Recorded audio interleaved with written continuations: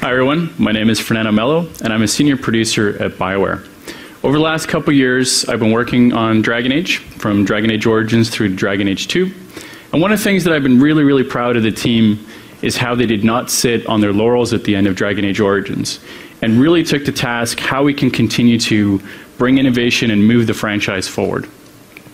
With Dragon Age 2, we saw a whole slew of new fans that enter the franchise, players that got to experience the world of Dragon Age for the first time and BioWare games in general.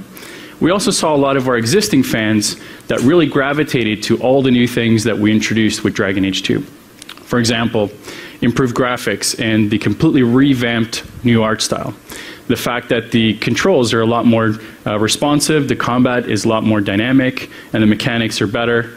And also that the story is much more intimately focused on a brand new hero and the journey through power. But at the launch of Dragon Age 2, we also received a lot of feedback from press, reviewers, of course, and our fans as well. And we listened. And the team has really taken this to heart. So today, I'm really proud to be able to stand here and proud of the team once again and to present to you Legacy, our first major story-based DLC for Dragon Age 2 since we shipped the game.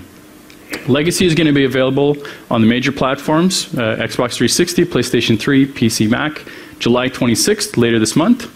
And with Legacy, you are going to be able to dive a lot deeper into the story of the Hawke family, in particular the father character.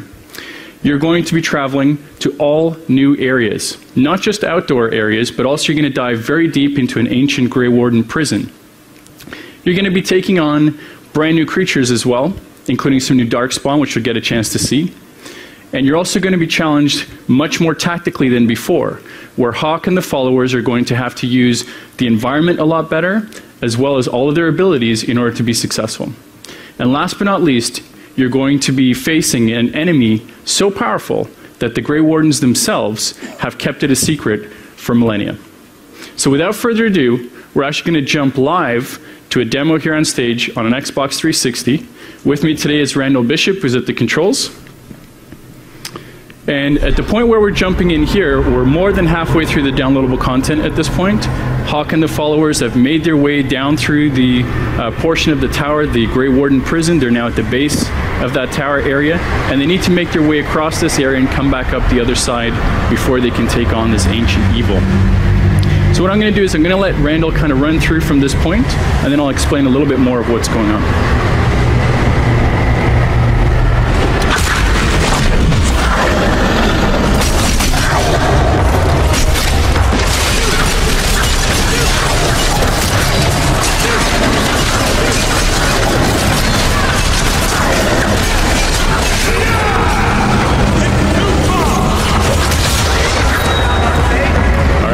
So what we saw there was a Genlock Alpha. This is a new creature that we've introduced into Dragon Age 2. You could see that it was sporting a massive shield which it used to great effect. What you also saw is that the creature was trying to use its environment a lot better. It had set up an ambush. You also saw that the enemy archers were staying at a distance, and it created a much tougher, challenging fight tactically for the party to deal with. Randall did a great job with that. As we move up towards the tower now, Hawke is approaching a third and final seal, which he has to break 3 of those in order to get to this ancient evil.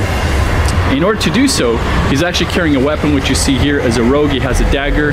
The weapon will, of course, be based on whatever class you're playing and the weapon style that you use. And the weapon effectively acts as a key. Now, each of these gates is guarded by a guardian creature, and this is essentially a mini-boss encounter. It's a very tough challenge. Worth pointing out that for this demo, just for the sake of brevity, we are in casual mode, but be prepared for these mini-encounters to be quite tough.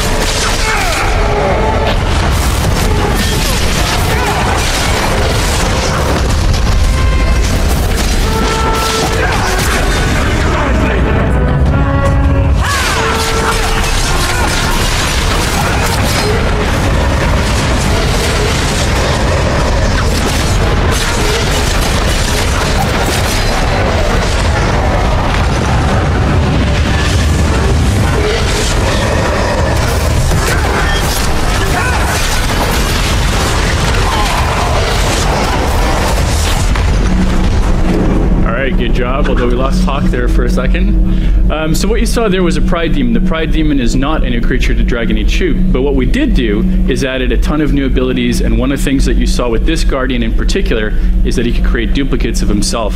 So Randall, there's a couple different ways to approach this, but Randall sort of took the Route 1 method, which is just hack away at as many of these to try to suss out which one is the real creature and then take that on. Now that he's defeated the Guardian, he actually can break the seal by using the weapon, the key, and using one of these pillars.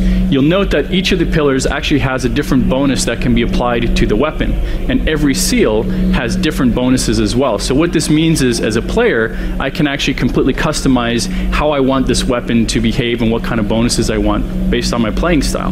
The really cool thing about this is that you can actually take the weapon outside of the DLC back into the main game or into future content as well.